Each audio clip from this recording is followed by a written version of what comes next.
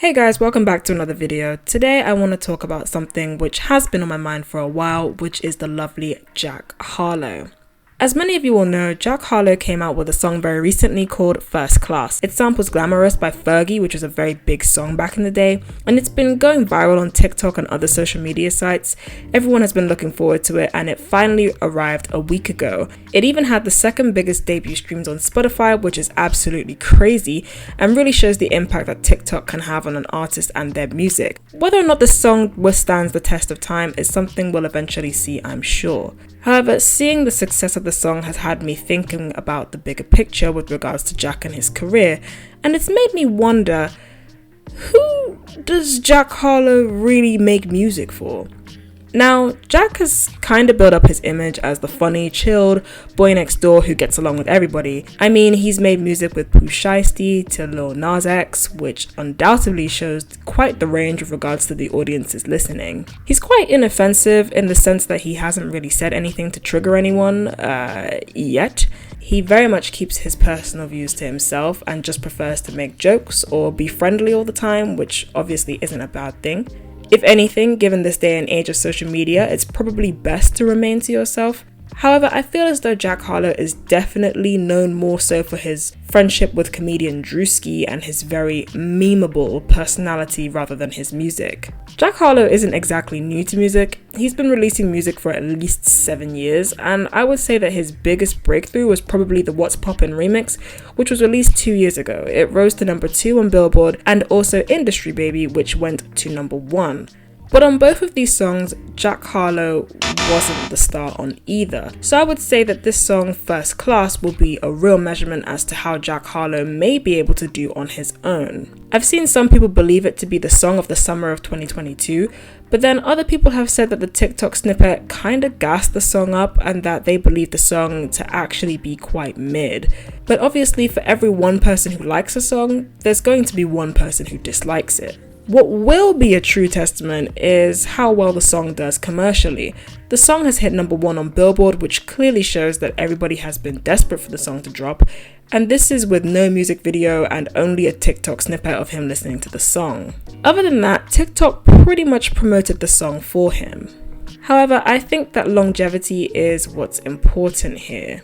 Yes, the song has reached number 1, which is a great achievement, but if it drops next week and continues to drop, then the fact that it hit number 1 will only be a fleeting moment. I personally think that a remix of the song would be good in order to keep the song in place, or at least in the top 5 of Billboard. Personally, if I were on Jack's team, I would definitely get Fergie on the remix. I don't think it would make sense for anybody else to be on it, or maybe a Drake, because you know that Drake tax is insane.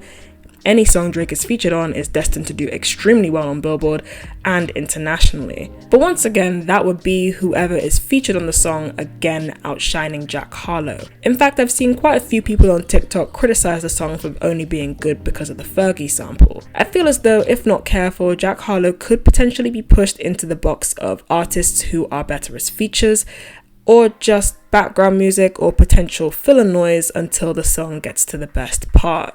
With that being said, I've heard some YouTubers say that they believe that Jack Harlow will be next up to take Drake's place in the industry. And to be honest, in a way, I could see this happening because, like I said, he appears to be likable, he's versatile with regards to who it is that he collaborates with and opens up his fan base to. And in the rap game, he has Caucasian tax. White rappers always get a little bit more of a boost because they're a white person in a predominantly black space, even if they're not sonically or lyrically as good as their black counterparts, so people pay attention to them a little bit more. However, at the same time, it's quite difficult to believe that he could take Drake's spot because we don't really know who the hell is listening to Jack Harlow's music.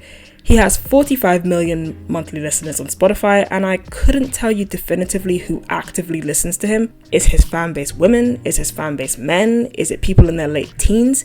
Is it people in their early teens? This is the main issue that I have with Jack Harlow, is that we don't really know what lane he's in or what type of people would go to a Jack Harlow concert. When Drake came on the scene, it was obvious who his music was for because there was a market for it. Drake's audience was obviously women who quite liked listening to the emotional, more vulnerable side of rap, but his audience was also for men because Drake was talking about things like heartbreak and certain regrets with failed past relationships, because that spoke to a lot of men in a way that before Drake wouldn't have been deemed cool to talk about. Drake revealed the emotions that men feel that they can't really seem to articulate. Jack Harlow, on the other hand, I have no idea who he makes music for. And that could sound quite harsh, but like I said, he collaborates with people like Pooh Shiesty, who I assume has a predominantly male fan base who prefer to listen to typical rap, which involves money, women, and really just the usual. But then he also collaborates with Lil Nas X, who a lot of LGBTQ support and a lot of teenagers love. Then he also collaborates with Saweetie, whose fan base is definitely mainly female. And there's nothing really wrong with this, it's just that Jack Harlow would be a hard artist to continue marketing if he doesn't find a lane. It's kind of like driving, you can't be straddling all lanes because where on earth is your destination going to be? It's always better to pick a lane because then you have more of an idea of who you are as an artist and who you cater to.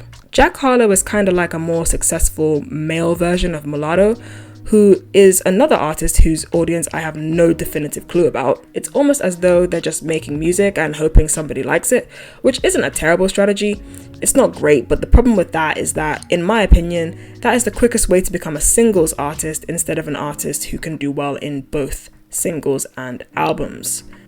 Now, some people may say, well, his album, That's What They All Say, went platinum, so clearly he's not a singles artist. However, I truly believe that even though the album went platinum, it was severely overshadowed.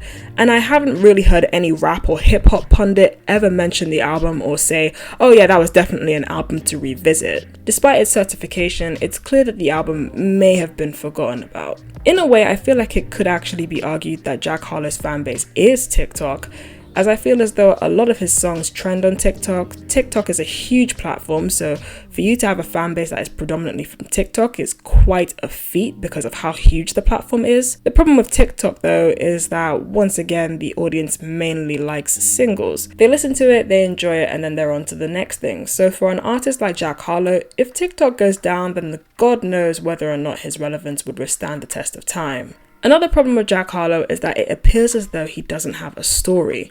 Besides his pop rap lyrics, he really doesn't have anything that people connect with. Drake has his heartbreak trope, Kendrick Lamar has his bystander to witnessing gang violence and troubles in the hood but rising above it trope, J. Cole has his recluse trope, but Jack Harlow doesn't really have anything definitive. He just appears to be a fun rapper who just makes music with anyone and for anyone who might like his music. Whether or not this is a successful long-term strategy, we'll only figure out in time. But yeah, let me know what you guys think about this. Does Jack Harlow have a lane that I didn't consider in this video? Do you think his strategy is a goldmine or could do with some improvement? Let me know what you guys think and I'll see you guys in the next video. See you guys.